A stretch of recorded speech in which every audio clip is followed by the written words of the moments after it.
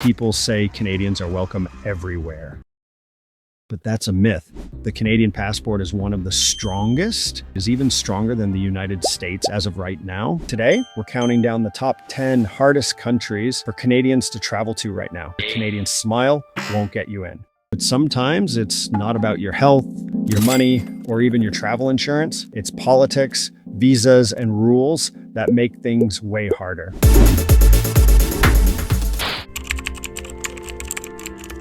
Canada does not have an official embassy in North Korea. That means if a Canadian gets into trouble, there's no red and white building to run to for help. Canada shut down all official relations in 2010 after North Korea's nuclear tests. Traveling there means guided tours only, and if you step out of line, even something small can mean arrest. So Canada's relationship with North Korea is frozen. Only a few airlines, mostly Air Koryo and Air China, connect to Pyongyang, usually via Beijing. Canadians need a visa, which is usually arranged through a tour operator, and it can be cancelled without explanation. Turkmenistan, also called the North Korea of Central Asia, is very hard for Canadians to visit. No visa-free entry, a government-issued letter of invitation is required, and visas aren't guaranteed. Independent travel is banned. Visitors must join monitored tours with fixed itineraries. The state controls hotels, transport, and communication with censored internet and restricted foreign SIMs. Canada advises a high degree of caution. Would you still travel to a country if you couldn't use the internet or your phone at all? Eritrea is one of the most closed off and secretive countries in the world. Eritrea has a reputation for being extremely paranoid about foreign influence. The government controls information tightly, which makes it cautious about letting foreigners in. Even if you get in, you can't freely move around. To travel outside Asmara, the capital, you need special permits for each region. It has tense relations with Canada and many Western countries, and limited consular support if things go wrong. Libya doesn't issue visas for casual tourism anymore, only business or special purpose visas, and there is no Libyan embassy in Canada. Since the fall of Gaddafi in 2011, Libya has been divided between rival governments and militias. Airports, roads, and checkpoints are often unsafe or closed without warning.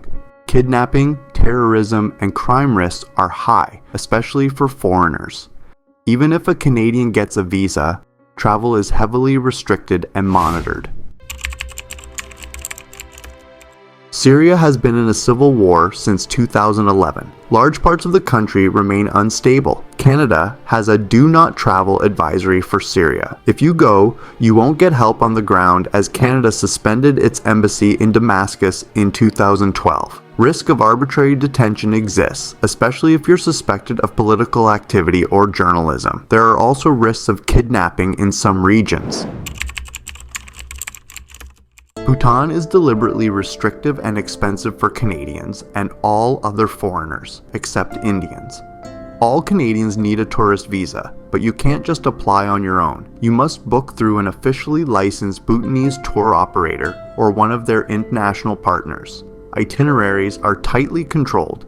You can't just wander around on your own.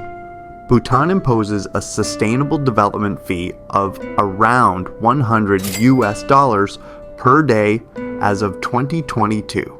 It was previously $65. This is on top of tour costs, accommodation, meals, guides, and transport, which are bundled into daily rates often exceeding $200 to $250 a day minimum. There are also no direct flights from Canada. But note that Bhutan doesn't want to be overrun by tourism. The high price point keeps tourist numbers low, preserving culture, environment, and infrastructure. Why would a country with beautiful deserts, Roman ruins, and Mediterranean beaches not make it easy for tourists? For Canadians, visiting Algeria means an advance visa is required. You must apply in person through the Algerian embassy in Ottawa or consulates. Heavy paperwork such as proof of accommodation, travel itinerary, invitation letters, and sometimes bank statements, applications are often delayed or denied without clear reasons. Algeria fought a brutal civil war in the 1990s, and the government still sees foreign movement as a potential risk. Unlike Morocco or Tunisia, Algeria earns more from oil and gas exports than from tourism, which means they don't feel the same economic pressure to welcome large numbers of visitors. For Canadians, it's a reminder that not all passports open the same doors equally.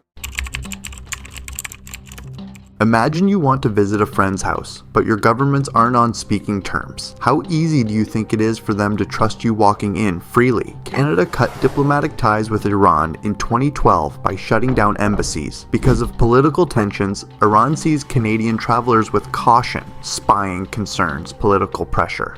The Canadian government, meanwhile, warns against travel to Iran due to risks of arbitrary detention. It's a mutual lack of trust. The doors aren't locked, but you can only go in if you're supervised and agree to strict house rules. In 2018, Canada publicly criticized Saudi Arabia for jailing women's rights activists. Saudi Arabia responded by expelling Canada's ambassador, freezing trade, and suspending flights. Until very recently, tourist visas were almost impossible for Canadians. Also note that the holy cities of Mecca and Medina are off limits to non-Muslims. Canadians who travel must adapt to strict laws on dress, alcohol, and behavior. Even simple actions like holding hands in public can draw warnings. So, is the trip worth the stress?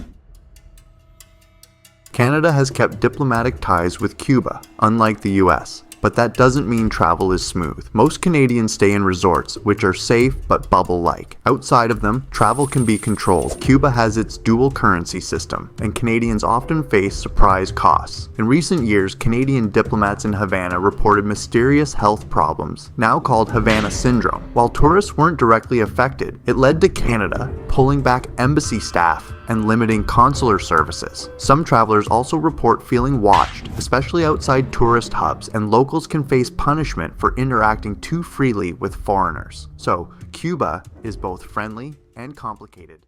Now, why is all this important? Because travel isn't just about booking flights. It's about knowing where your passport takes you. At the start, we said your passport is powerful, but not invincible. And after this list, you've seen exactly why.